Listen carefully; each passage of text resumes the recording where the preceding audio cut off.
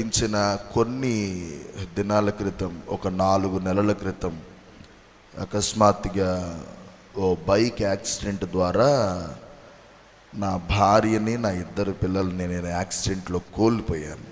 నేను కూడా చనిపోదామని వెళ్ళిపోయాను. ప్రభు నన్ను పట్టుకొని ఇలా నిలబెట్టారు. మనం ఎవరికి కనబడాల్సిన అవసరం లేదు. ప్రభు కనబడితే చాలు, ప్రభువే కార్యం చేస్తాడు. హల్లెలూయా. మహిమను చూడాలి, నీ రాజ్యం రావాలి, నీ చిత్తం జరగాలి యేసయ్యా. మీరు బలపడి ఇతరులను బలపరిచే స్థాయికి రావాలి. మీరు వెలిగించబడి ఇతరులను వెలిగించే స్థాయికి రావాలి. మీరు మండించబడి ఇతరులను మండించే స్థితికి రావాలి. మీరు రక్షణను కొనసాగించుకుంటూ మరొకరిని రక్షణలోనికి నడిపించగలిగినటువంటి ఆత్మీయ అనుభవాల్లోనికి ఈ కూడికల ద్వారా నడిపించబడాలని కోరుతూ ఈ కృపా సువార్త మహాసభలను దేవుడు జరిగిస్తూ ఉన్నాడు. దేవునికి స్తోత్రం. ఈ సమయంలో ప్రియులు, మరి ఖమ్మం జిల్లాలో, ఖమ్మం ప్రాంతంలో బలమైనటువంటి పరిచర్య, వారి కుటుంబం అంతా పరిచర్యలోనే ఉన్నారు. వారి యొక్క రాక మనందరికీ ఆశీర్వాదకరం. Praise the lord. అందరూ చప్పట్లు కొట్టి దేవుని స్తుతిద్దాం. హల్లెలూయా. సమస్త ఘనత యేసయ్యకే కలుగును గాక. హల్లెలూయా. ఈ సమయాన్ని దైవ సేవకులకు నేను అప్పగిస్తూ ఉన్నాను.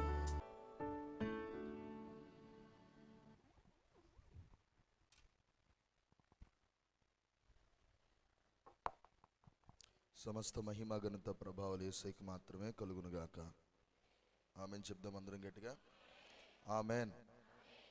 మంచిది. ఈ కృపా సువార్త మహాసభల్లో మొదటి రోజు ఘనంగా జరిగించిన దేవునికి, మరలా ఈ 2వ రోజు ప్రేమతో నన్ను ఆహ్వానించిన దేవుని సేవకులు, మరి నతనీల్ మాస్టర్ గారికి నా ప్రత్యేకమైన వందనాలు తెలియజేస్తున్నాను. అమ్మగారికి, వారి కుటుంబ సభ్యులందరికీ ప్రత్యేకమైన వందనాలు తెలియజేస్తున్నాను.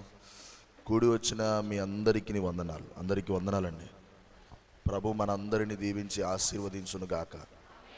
ఆమెన్. హల్లెలూయా. మరి మంచిది. నేను ఖమ్మం ప్రాంతంలో నేను జన్మించిన వాడిని. మా జన్మస్థలం ఖమ్మం జిల్లా ముష్టికుంట్ల అనేటువంటి గ్రామంలో.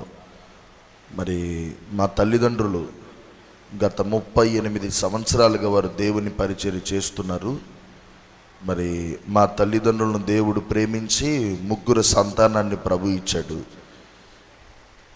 3 కూడా బ్రదర్స్, 3 కూడా కుమారులమే. మరి నేను అందరికంటే చిన్నవాడిని. నాకు ముందుగా 2 అన్నయ్యలు ఉన్నారు. దేవుని మహాకృపను బట్టి మా అన్నయ్యకి వివాహమైంది. దేవుడు వారిరువురిని ప్రేమించి 4 మగబిడ్డలను దేవుడు సంతానంగా ఇచ్చాడు. మా 2వ అన్నయ్యకి కూడా వివాహమైంది.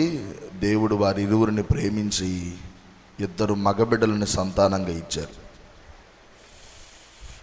మీరు చూద్దామన్నా ఆడపిల్ల కనబడదు మా ఇంట్లో.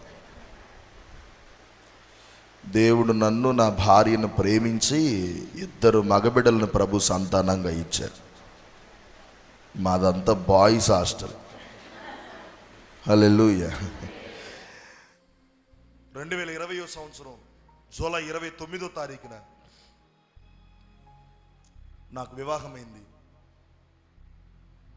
దేవుడు నన్ను ప్రేమించి నాకు ఒక అందమైనటువంటి భార్యని ఇచ్చాడు. అందమైన భార్య అనగానే శారీరకంగా దాని గురించి నేను మాట్లాడడం లేదు. నా భార్య అద్భుతమైన ప్రార్థనా పరురాలు. నా భార్య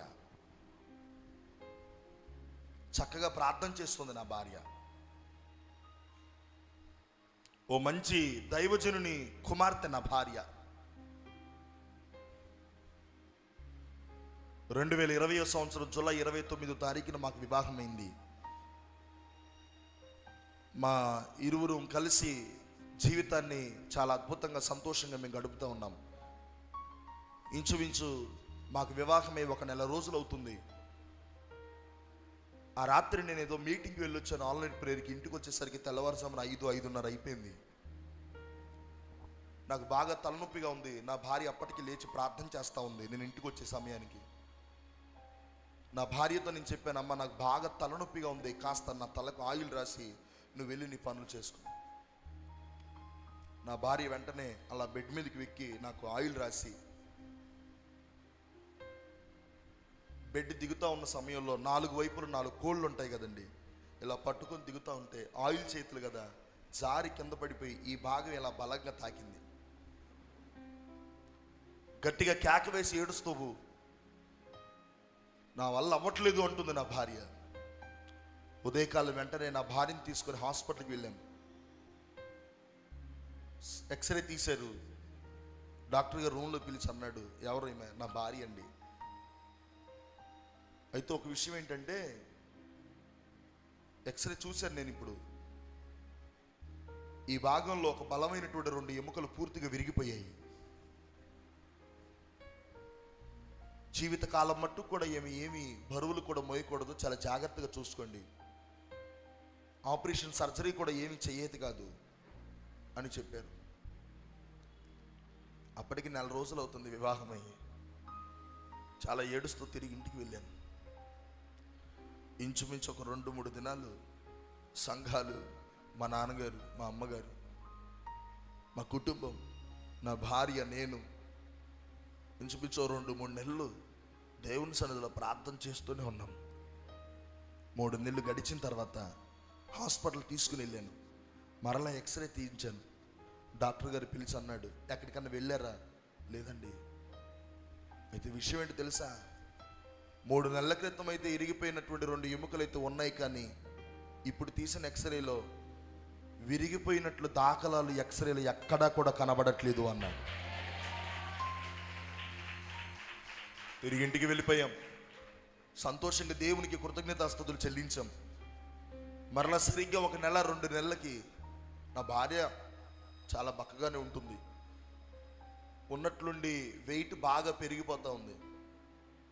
ఎందుకు అర్థం కాలేదు. కొన్ని రోజులు గడిచిపోయిన తర్వాత నా భార్య పడుకోవాలి అంటే నేను ఈ మీటింగ్కి వెళ్ళొచ్చిన తర్వాత నా భార్యకి కాళ్ళు నేను నొక్కాలి, నా భార్య యొక్క పాదపరిచయం నేను చేస్తేనే కానీ ఆమె ప్రశాంతంగా పడుకుంటుంది. అలాంటి పరిస్థితి నేను అనుభవిస్తూ ఉన్నాను. కొన్ని దినాలు గడిచిన తర్వాత ఇంకెక్కువైపోతూ ఉంది. ఓ రోజు నేను మీటింగ్కి వెళ్ళి ఇంటికి వచ్చాను. మూలన కూర్చో ఏడుస్తూ ఉంది. ఏంటమ్మా అన్నాను. ఏమండి నా వల్ల అవ్వట్లేదు. సరే ఉదయకాలం లేచి హాస్పిటల్కి వెళ్ళాం. అన్ని టెస్టులు చేశారు, ప్రతిదీ కూడా నార్మల్ వచ్చేసింది, దేంట్లో ఏమీ లేదని చెప్పారు. డాక్టర్ ఒక మాట అన్నాడు, ఒకసారి థైరాయిడ్ టెస్ట్ చేద్దామన్నారు. అప్పట్లో థైరాయిడ్ బ్లడ్ శాంపిల్ ఇస్తే 3 రోజుల తర్వాత రిపోర్ట్ వచ్చేది. ఇప్పుడంటే 2 గంటల్లో వచ్చేస్తుంది. 3 రోజుల తర్వాత మరలా హాస్పిటల్కి వచ్చాం. డాక్టర్ గారు పిలిచారు రూమ్లోకి. ఎవరు? నా భార్య అండి. అయితే విషయం ఏంటి తెలుసా? థైరాయిడ్ అనేది ఒక్కొక్కరికి ఒక్కొక్క రకంగా ఉంటుంది. నీ భార్యకు ఉన్నటువంటి థైరాయిడ్ 11 లేదా 13% మాత్రమే లాస్ట్ స్టేజ్. అది దానికి మించుంటే మాత్రం ఎవరు బ్రతకరు, నేనేం చేయలేను. అయితే ఇప్పుడు ఏమైందండి? 11%, 13% లాస్ట్ అనుకుంటే నీ భార్యకి 68.8% ఉంది థైరాయిడ్.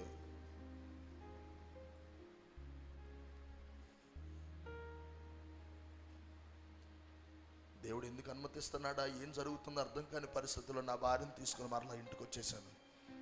సంఘాలు, కుటుంబం, నేను, నా భార్య కలిసి మరొక 3 నెలలు ప్రార్థన చేస్తూనే ఉన్నాము. మరలా 3 నెలలు గడిచిన తర్వాత మరలా హాస్పిటల్కి వెళ్ళి మరలా బ్లడ్ శాంపిల్ ఇచ్చాం థైరాయిడ్ రిపోర్ట్ కొరకు. మరలా 3 రోజుల తర్వాత తిరిగి వచ్చేసాం. డాక్టర్ గారు రూమ్లో పిలిచారు. ఏం జరిగింది? ఏమైందండి? ఎక్కడన్నా మెడిసిన్ వాడారా?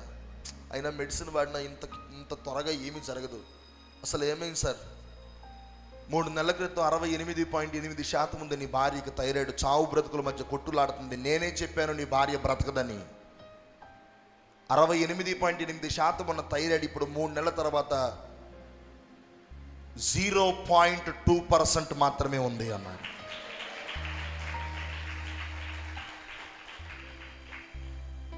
మరలా 2-3 నెలల తర్వాత ఇంటికి వెళ్ళాం, దేవునికి స్తుతులు చెల్లించాం.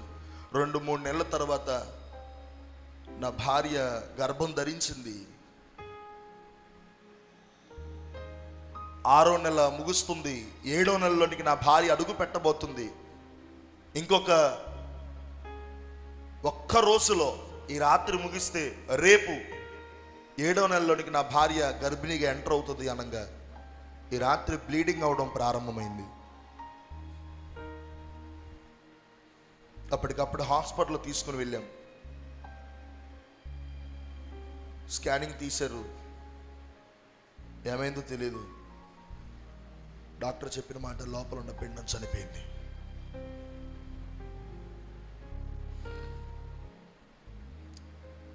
చేయవలసినటువంటిదంతా చేశారు. మరలా 2 రోజుల తర్వాత ఇంటికి వెళ్ళిపోయాం. ఏది జరిగినా మా మంచికే ప్రభు అని ప్రార్థన చేస్తూ ఉన్నాం. మరలా ఇంచుమించు 3 నెలలు గడిచిన తర్వాత మరలా నా భార్య గర్భం ధరించింది. నేను చాలా షార్ట్ ఫామ్లో చెప్తున్నాను, వినండి. 9వ నెలలో నా భార్యకి డెలివరీ డేట్ ఇచ్చారు. డాక్టర్ గారు ఇచ్చినటువంటి డేట్కి నా భార్యకి పెయిన్స్, నొప్పులు రాలేదు. మరలా హాస్పిటల్కి వెళ్ళాం. 2వసారి మరలా ఒక డేట్ ఇచ్చారు. ఆ డేట్ కొరకు ఎదురు చూస్తూ ఉన్నాం. నొప్పులు రాలేదు, పెయిన్స్ రాలేదు. మరలా హాస్పిటల్కి వెళ్ళాం. డాక్టర్కి ఏం అర్థం కావట్లేదు. 3వసారి కూడా డెలివరీ డేట్ ఇచ్చారు. ఇంటికి వచ్చేసాం. చూస్తే నా భార్య చాలా ఆరోగ్యంగానే ఉంది. 3వసారి ఇచ్చినటువంటి డేట్కి కూడా పెయిన్స్, నొప్పులు ఏమి రాలేదు. ఏం జరుగుతుందో అర్థం కావడం లేదు. హాస్పిటల్కి వెళ్ళిపోయాం. డాక్టర్ గారు స్కానింగ్ తీశారు. స్కానింగ్ తీసి నా భార్యని లోపలే ఉంచారు. ఓ నర్సు ఓ లెటర్ పట్టుకుని నా దగ్గరికి వచ్చింది, దీని మీద సంతకం చేయండి అని.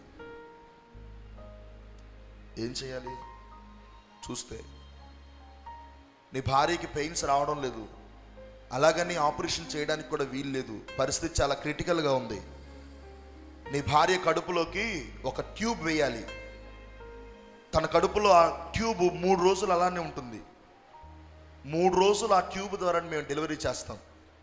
ఈ డెలివరీ చేసే సమయంలో నీ భార్య అయినా చనిపోతుంది, లేదా లోపల ఉన్నటువంటి బేబీ అయినా చనిపోద్ది. అలా జరిగినప్పుడు హాస్పిటల్ వాళ్ళకి ఎటువంటి సంబంధం లేదు అని చెప్పి ఒక లెటర్ ఉంది, దాని మీద సంతకం పెట్టమన్నారు. పెట్టేశాను. అది ముగించబడిన తర్వాత హాస్పిటల్ బయటకు వచ్చి బోరున ఏడుస్తూ ఉన్నాను నేను చెట్టు కింద. ఏమైపోయింది ప్రభు, నా జీవితం ఎందుకు ఇలా అవుతుంది? బిగ్గరగా ఏడుస్తూ ఉన్నాను. ప్రభు నాకు తలంపిచ్చారు. వెంటనే మరలా లోపలికి వచ్చి నా భార్యని నా ఇష్టపూర్తిగా హాస్పిటల్ నుంచి నేను బయటకు తీసుకుని వెళ్తున్నానని నేనే లెటర్ రాసి సంతకం పెట్టి నర్స్కి ఇచ్చి నా భార్యని తీసుకొని బయటకు వచ్చేసాను. బయటకు వచ్చి కారులో కూర్చొని నా భార్య చేయి పట్టుకుని ప్రార్థన చేశాను. నేను ఏడిస్తే నా భార్య తట్టుకోలేదు.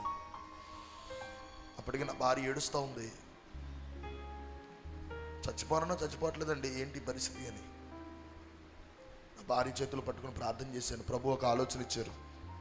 నా భార్యను తీసుకుని ఒక హాస్పిటల్కి వెళ్ళాను. అక్కడ స్కానింగ్ చేశారు. సార్, చాలా పరిస్థితి, కండిషన్ చాలా ఇబ్బందిగా ఉంది, ఆపరేషన్ చేస్తాము, చేయండి, పర్వాలేదు. మే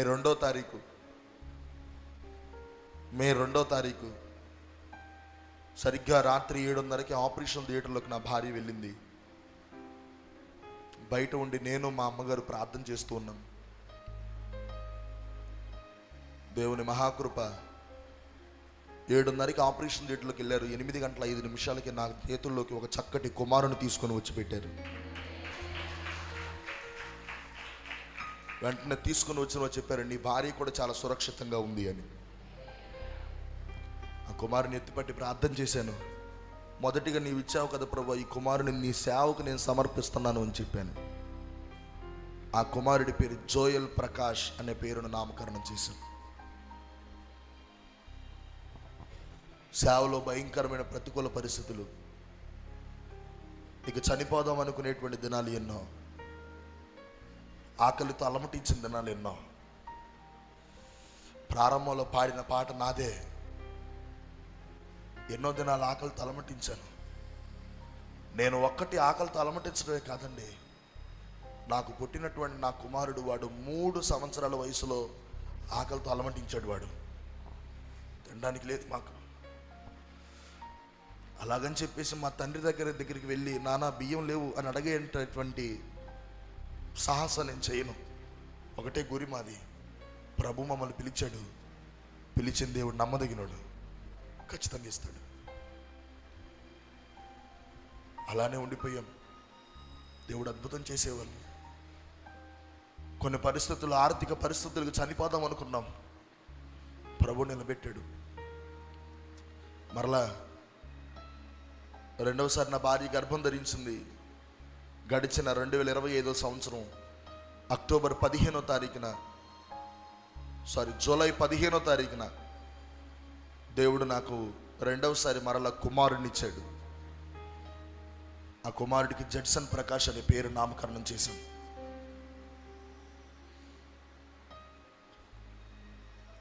ఇద్దరు కుమారులు. నా భార్యకి మాకు వివాహం కాకముందే నా భార్య యొక్క తల్లిగారు చనిపోయారు. అందువల్ల నా భార్యకు ఉన్న కొన్ని హెల్త్ కండిషన్లు బట్టి ఇక్కడనే నా దగ్గర డెలివరీలు జరిగాయి. ఇద్దరు కుమారులు. చాలా సంతోషంగా ఉంది. చాలా ఆనందంగా జీవితాన్ని గడుపుతూ ఉన్నాం. ప్రతికూలతలు ఎన్నొచ్చిన విశ్వాసంతో నిలబడతా ఉన్నాం. సెప్టెంబర్ 28వ తారీఖు అనగా పోయిన సంవత్సరం సెప్టెంబర్ 28వ తారీఖున నా భార్య నన్ను ఒక మాట అడిగింది. ఏమండి, మా చెల్లుంది, మా డాడీ ఉన్నాడు, ఓ 4 రోజులు ఉండొస్తారండి, డెలివరీ అయ్యి 2 నెలలు అవుతుంది కదా, మరలా 10 రోజులు ఉండి వచ్చేస్తాను అని అంటే, సరే అని చెప్పి నా భార్యను నేనే కారులో తీసుకొని, నా ఇద్దరు కుమారుల్ని నా భార్యను తీసుకొని ఇంచుమించు 4-5 గంటల ప్రయాణం. మాది ఖమ్మం, వారిది కామారెడ్డికి వెళ్ళి మా మామయ్య గారి ఇంట్లో నేనే దించి, మరలా నాకు ఇలానే మీటింగ్స్ ఉంటే అక్కడ దించేసి నేను వచ్చేసాను. సెప్టెంబర్ 28వ తారీఖున నా భార్యని నేను అక్కడ దించాను. అక్టోబర్ 9వ తారీఖున నా చిన్న కుమారుడికి టీకా వేయాలి, ఇక్కడికి రావాలి. సరే ఇక్కడికి రావడం కుదరట్లేదు కదా, సరే అక్కడన్నా వేయించండి అని చెప్పాను. నా భార్య కూడా అందే, నేను ఇంకో 4 రోజులు ఉంటానండి, ఇక్కడ వేయిస్తానులేండి అని.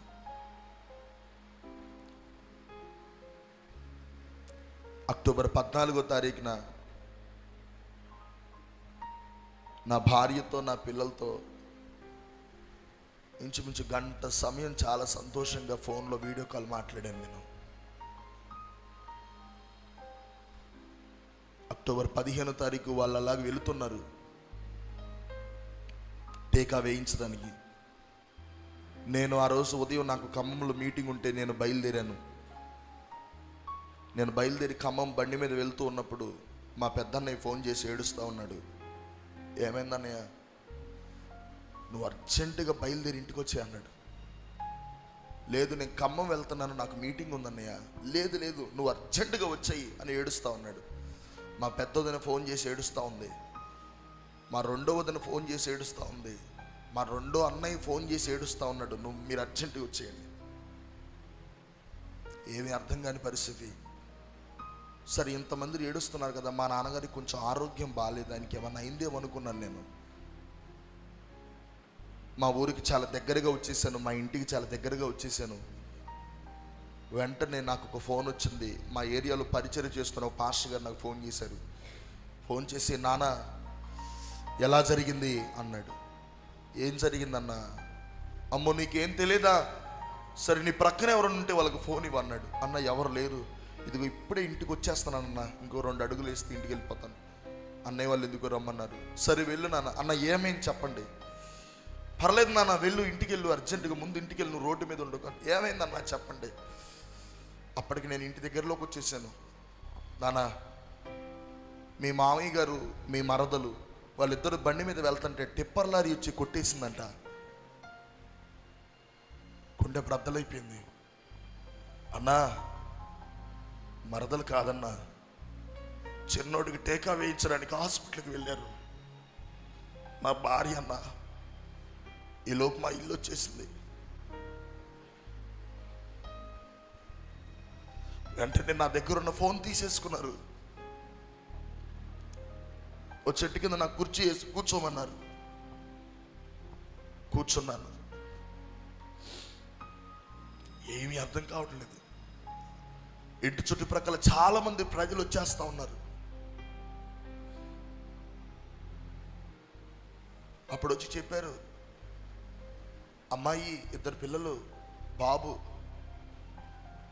అందరు కలిసి వెళ్తున్నారు. టిప్పర్ లారీ కొట్టిన మాట అయితే వాస్తవమే, కానీ అమ్మాయికి పిల్లలకి ఏం కాలేదు తమ్ముడా. మామయ్య ఒక్కడ చనిపోయాడు.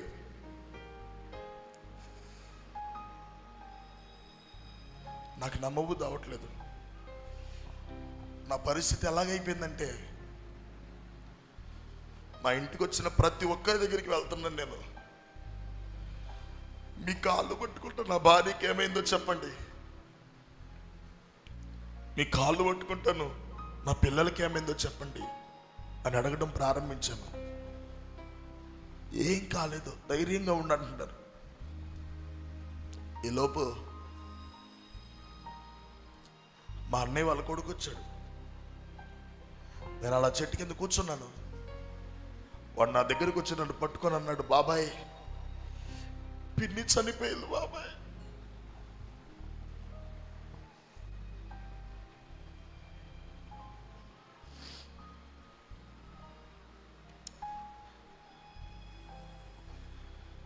చేతులు కాళ్ళు ఏమీ ఆడటం లేదు.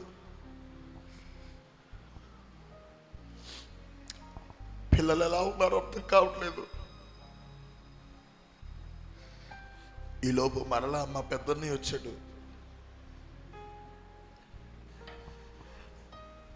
నన్ను గట్టిగా పట్టుకొని, తమ్ముడా, నీ పెద్ద కొడుకు కూడా చనిపోయాడురా.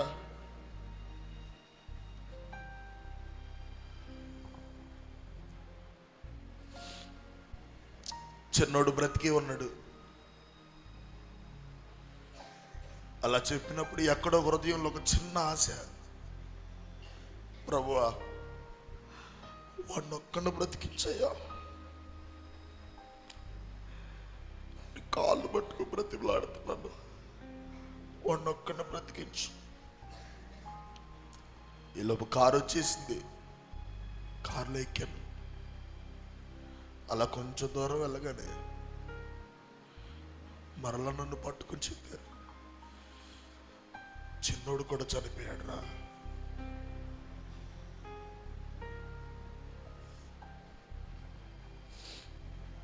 ఒకే రోజు నా భార్య, నా 2 కుమారులు, నేను నమ్మండి, ఇక్కడ నుంచి ఆ చివర కూర్చున్న వాళ్ళ దగ్గరికి వెళ్ళిపోతే టీకా వేయించడానికి హాస్పిటల్ అంత దూరంలోనే ఉంది. రాంగ్ రూట్లో వచ్చిన టిప్పర్ లారీ బైక్ మీదకి వెళ్ళిపోయింది. ఆ లారీకి తగిలి ఈడ్చుకుంటూ వెళ్ళిపోయాడు మా మామయ్య గారు. నా భార్య లారీకి తగిలి అలా కొంచెం ఎత్తుగా లేచి రోడ్డుకి అలా పడిపోయింది. అలా పడిపోయింది, అతుక్కున్నట్లుగానే ఉండిపోయింది. 2 చేతులు 2 కాళ్ళు పూర్తిగా విరిగిపోయాయి. ప్రాణం పోయింది. నా కుమారుడి యొక్క తల పూర్తిగా పగిలిపోయింది. ఇలా ఉన్న ముఖం ఎదుటి భాగం అంతా కూడా ఇలాగొచ్చేసింది. చిన్న కుమారుడు ఎగిరి డివైడర్లో పడిపోయాడు, మధ్యలో గడ్డిలో. వాడిని ఎవరూ చూడలేదు. ఇంచుమించు 40 నిమిషాలు వాడు ప్రాణాలతోనే ఉన్నాడు. వాడిని ఎవరు చూడలేదు. చూసిన సమయానికి హాస్పిటల్ తీసుకుని వెళ్తుంటే అక్కడ చనిపోయాడు. ఇప్పుడు నా భార్య పిల్లలను చూడడానికి నేను ప్రయాణమయ్యాను. 4 గంటలు ప్రయాణం చేయాలి నేను కారులో వారిని చూడాలంటే. నరక యాతన పడుతుందని నేను చెట్టు చివరికి వెళ్ళిపోయాం. హాస్పిటల్, గవర్నమెంట్ హాస్పిటల్ మార్చరీ రూమ్లో పెట్టేశారు. అలా పెట్టెలు ఓపెన్ చేస్తూ ఉన్నారు.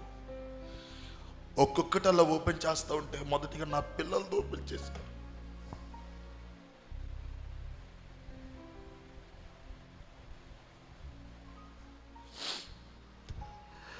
నా కొడుకు నేనే కనుక్కోలేదండి. తలంతగా పగిలిపోయింది, ముఖమంతా ఒక దగ్గరికి వచ్చేసింది.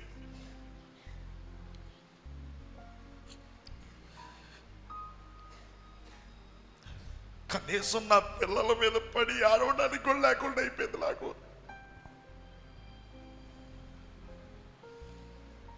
మీరు పట్టుకోకూడదండి, పట్టుకుంటే ఫింగర్ ప్రింట్స్ పడతాయి, పోస్ట్ మార్టం చేయాలి. తర్వాత నా భార్య బాక్స్ ఓపెన్ చేశారు. 2 చేతులు విరిగి, 2 కాళ్ళు విరిగి,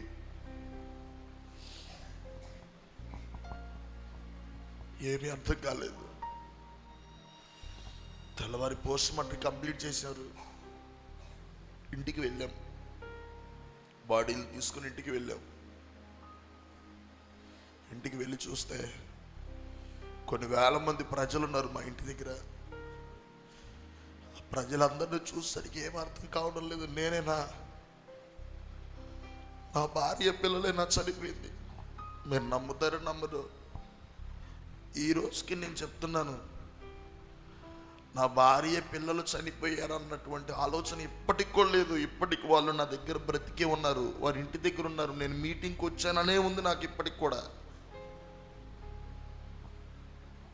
ఒకే రోజు ఇంటి ముందు 3 శవాలు. భూస్థాపన కార్యక్రమం అయిపోయింది, తిరిగి బయలుదేరి వెళ్ళిపోయాం. మరలా జ్ఞాపకార్థ కూడిక అయిపోయింది.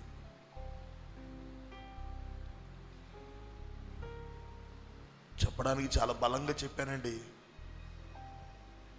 యెహోవా ఇచ్చిన యెహోవా తీసుకొని పోయాను, యెహోవా నామానికి స్తుతి కలుగును గాక. ప్రభు ఎందుకు అనుమతించాడో తెలియదు, నేను కూడా అనుమతించాను. జ్ఞాపకార్థ కూడిక అయిపోయిన తర్వాత కన్ను మూసిన పిల్లలే, కన్ను తెరిసిన పిల్లలే, నా భార్యే. ఇలా మీ ఎదుట నిలబడ్డా మీ పిల్లల్ని ఎవరన్నా చూస్తే నా పిల్లలే గుర్తొస్తారు నాకు. కానీ తట్టుకొని నిలబడి వాక్యం చెప్తానంతే. చనిపోదామని వెళ్ళిపోయాను. భార్య పిల్లలు జీవితం, ఏం జీవితం ఇది? ఓ పెద్ద కొండెక్కేసానండి. అలా కళ్ళు మూసుకున్నాను, ఇక దూకుదాం అనుకున్నాను. ఏమవుతుందో తెలియట్లేదు. నేను నా స్పృహలో, నా స్వాధీనంలో నేను లేను. ఆ కొండ మీద ఓ స్వరం నాకు వినబడుతుంది, ఆగమన్ ప్రకాష్, ఒక్కసారి ఆగు. ఈ కొండ మీద నుండి గనక నువ్వు దూకి చనిపోతే నేరుగా నరకానికి వెళ్ళిపోతావు, లేదా వెనక్కి తిరిగి వెళ్ళిపోయి ఈ భూమి మీద బ్రతికినంత కాలం నీతిగా యథార్థంగా సాక్షిగా బ్రతికితే నేను నిన్ను పిలుచుకున్న రోజున, నా రాజ్యానికి వచ్చిన రోజున నీ పిల్లలని, నీ భార్యని మరలా చూస్తావు.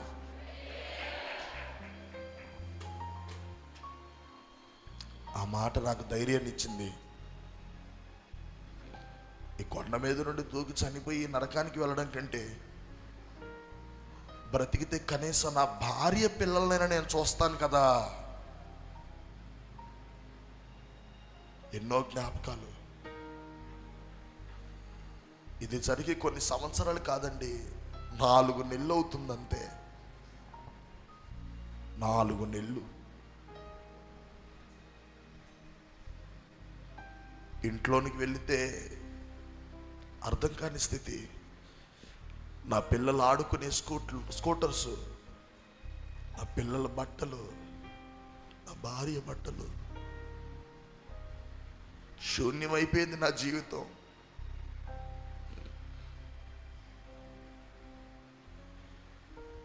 ఏమీ లేదు. ఎంతోమంది వచ్చి ఎన్నో రకాలుగా ఆదరణకరంగా మాటలు చెప్తున్నారు. కానీ నన్ను ఆదరించిన వాడు ప్రభు. ఆయన ఆదరించాడు. నిజం చెప్తున్నాను, దేవుని కృపను బట్టి మాత్రమే నిలబడి ఉన్నాను. ఇలాగా నేను చాలా దూరాలు వెళ్తున్నాను, చాలా దూర ప్రాంతాల వాక్యానికి వెళ్తున్నాను. నేను రూమ్లో అస్సలు ఉండనండి. సేవకుని ఇంట్లోకి వెళ్ళి కూర్చుండిపోతాను, ఏదో ఒక విధంగా మాట్లాడుతూ ఉంటాను. ఒంటరిగా కూర్చుంటే ఏమి అర్థం కాని పరిస్థితి. కానీ ప్రభు నిలబెడుతున్నాడు. ఈరోజు నేను మీ అందరికీ ఓ మాట చెప్తున్నాను. చిన్న చిన్న వాటికే దేవునికి దూరం అయిపోతున్నావు. చిన్న చిన్న వాటికే దేవుణ్ణి విడిచిపెట్టేస్తున్నావు. చిన్న చిన్న కార్యాలు దేవుడు చూస్తున్నాడు. కోల్పోయినది తిరిగి రెట్టింపుగా ప్రభు నీకు అనుగ్రహిస్తాడు. దానికి నేనే సాక్షి. అన్నీ పోగొట్టుకున్నాను. రిక్తుడిగా ఒంటరి వాడిగా మిగిలిపోయాను ఈరోజు నేను మీ ఎదుట. కానీ ప్రభు వాడుకుంటున్నాడు. అనేకులకు సాక్షిగా నిలబెట్టాడు.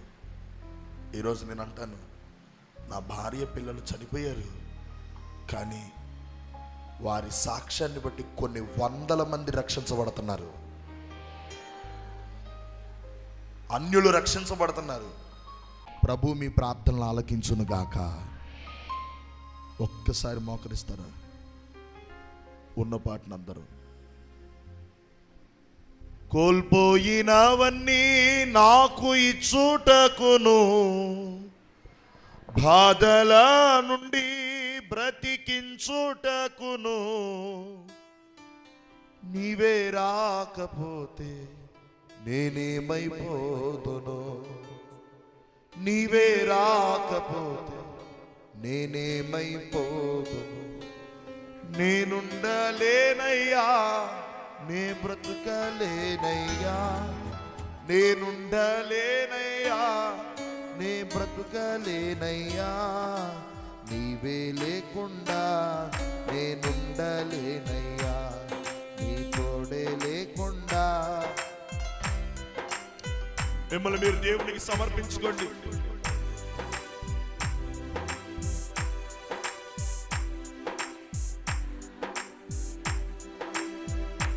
యేసయ్యా, యేసయ్యా, యేసయ్యా, యేసయ్యా. పాడదాం అందరం. యేసయ్యా, యేసయ్యా, యేసయ్యా, యేసయ్యా, యేసయ్యా. పిలవండి యేసయ్యా, యేసయ్యా, యేసయ్యా, యేసయ్యా, యేసయ్యా. అదిగో దేవుడిని చూస్తున్నాడు. స్థిరత్వం కలిగి, నమ్మకం కలిగి యాజకుడు బలిపీఠం దగ్గరకు తీసుకొని రాబడినటువంటి ఆ పావురం, 6 లక్షణాలు కలిగిన పావురం, పరిశుద్ధముగా జీవించిన పావురం, నిష్కపటమైన జీవితాన్ని కలిగి ఉన్న పావురం, కన్నీటి ప్రార్థన చేసే పావురం, మూలికి కనిపెట్టేటువంటి పావురం, సమాధానాన్ని కలిగి పరిశుద్ధాత్మను పొందుకున్న పావురం దేవుని మందిరానికి రాగానే తలంపులని తుడిచివేయబడ్డాయి. హృదయంలో ఉన్న అపవిత్రతంతా పారవేయబడింది. రెక్కల గర్వం చీల్చివేయబడింది. అది దేవునికి ఇష్టమైనటువంటి దహనబలి. దహనబలితో కూడినటువంటి ప్రార్థన దేవుడు చూస్తున్నాడు. నీ ప్రార్థనలో పెంపు, నీ ప్రార్థనలో ఉజ్జీవం, నీ ప్రార్థనలో స్థిరత్వం, నువ్వు చేస్తున్న ప్రార్థనకి నమ్మకం. యేసయ్యా, యేసయ్యా, యేసయ్యా, యేసయ్యా, యేసయ్యా, యేసయ్యా, యేసయ్యా, యేసయ్యా, యేసయ్యా, యేసయ్యా, యేసయ్యా, యేసయ్యా, యేసయ్యా, యేసయ్యా యేసయ్యా.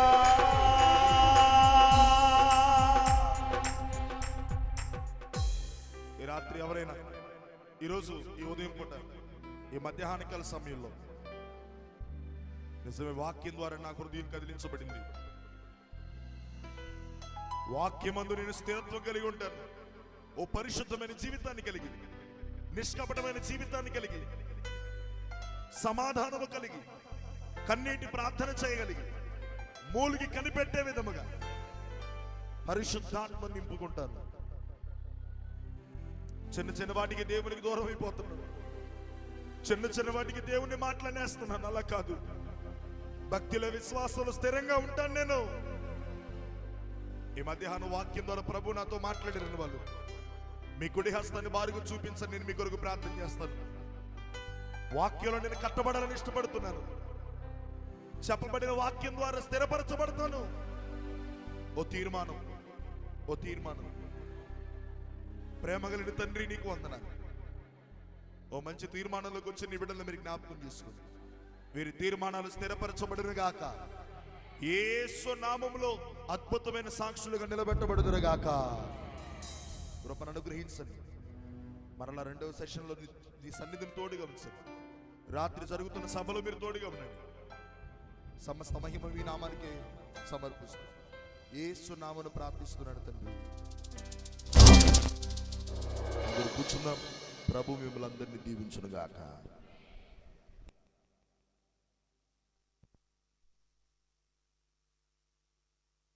మండుచున్న పొదలో నుంచి దేవుడు మోషేతో మాట్లాడాడు. మండుచున్నటువంటి సేవకునిలో నుండి దేవుడు మనతో మాట్లాడిన మాటలను గుర్తు చేసుకుందాం. నిజానికి విరామము లేకుండా ప్రయాణాలు చేస్తూ దేవుని వాక్యాన్ని ప్రకటిస్తూ దేవుని చేతిలో వాడబడుతున్నటువంటి ఈ సేవకుల కొరకు మీరందరూ కూడా, మనందరం కూడా అనుదినం ప్రార్థన చేయాలి. మనం విన్నాం కదా, ఆయన గుండెల్లో ఒక గాయం ఉంది. ఎడారిలో సెలయేరులు అనే పుస్తకాన్ని నేను చదువుతున్నప్పుడు ప్రియులారా, ఒక చిత్రకారుడు ఒక చిత్రంలో వాడుతున్నటువంటి ఎరుపు రంగు అది ఎక్కడి నుంచి వచ్చిందో ఎవ్వరికీ తెలియలేదట. ఎక్కడి నుంచి వచ్చిందంటే తన గుండెకు గాయమై ఆ గాయము ఆ యొక్క రక్తమును ఎరుపు రంగుగా వాడి ప్రత్యేకంగా చిత్రీకరిస్తూ ఉంటే ఆ చిత్రాలను చూసిన ప్రతి ఒక్కరూ కూడా ముగ్ధులవుతూ వచ్చారట. దేవునికి స్తోత్రం కలుగునుగా. లైవ్ ఉంది కాబట్టి లైవ్ చూస్తూ కూడా కొంతమంది రాలేనటువంటి వారు కూడా దీవించబడాలని, లేకపోతే ఎక్కడి నుంచో ఈ లైవ్ ద్వారా ఏ మాట ద్వారానైనా, మా అమ్మ ఎప్పుడూ ఒక మాట అంటుంది, ఎందుకమ్మా ఇవన్నీ అంటే ఏదో ఒక్క మాట ద్వారానైనా ఎవరైనా వెలిగించబడతారు కదా డాడీ. కానీ వెలిగించబడుతున్నారా లేదా అనేది చాలా ప్రాముఖ్యం. నేను ఈ సభలో ఏర్పాటు చేసిన ఉద్దేశం ఏంటంటే ఆత్మలు రక్షించబడాలి, ఉన్న ఆత్మలన్నీ కూడా స్థిరపరచబడాలి. దేవునికి స్తోత్రం కలుగును గాక. హల్లెలూయా. చిన్న చిన్న విషయాలకే ప్రార్థన మానేసిన వాళ్ళుగా ఉన్నామా? ఇప్పుడు ఇది పెద్ద విషయమా చిన్న విషయమా చెప్పండి? పెద్ద విషయం. ఇంత పెద్ద విషయాన్ని, గుండె లోతుల్లో ఉన్నటువంటి వేదనను ఏమాత్రము కూడా బయటికి తెలియనివ్వకుండా దేవుని వాక్యాన్ని ఉన్నది ఉన్నట్టుగా దేవుని శక్తితో ప్రకటన చేస్తూ ఈరోజు మన ముందు ఇలాంటి సేవకులను దేవుడు నడిపిస్తున్నాడంటే మనల్ని స్థిరపరచడానికి, మనల్ని బలపరచడానికి, చీటికి మాటికి ప్రార్థనలు ఎగ్గొట్టకుండా దేవునిలో నిజమైనటువంటి భక్తులుగా తయారవడానికి. దేవునికి స్తోత్రం. ఇలాంటి సందేశాల ద్వారా, ఇలాంటి సాక్ష్యాల ద్వారా భక్తులు తయారవుతారండి. భక్తులుగా మనం తయారవ్వాలంటే ఇవే ఉపయోగపడతాయి మనకి. మనం ఎలా తయారవ్వాలనుకుంటున్నాం చెప్పండి?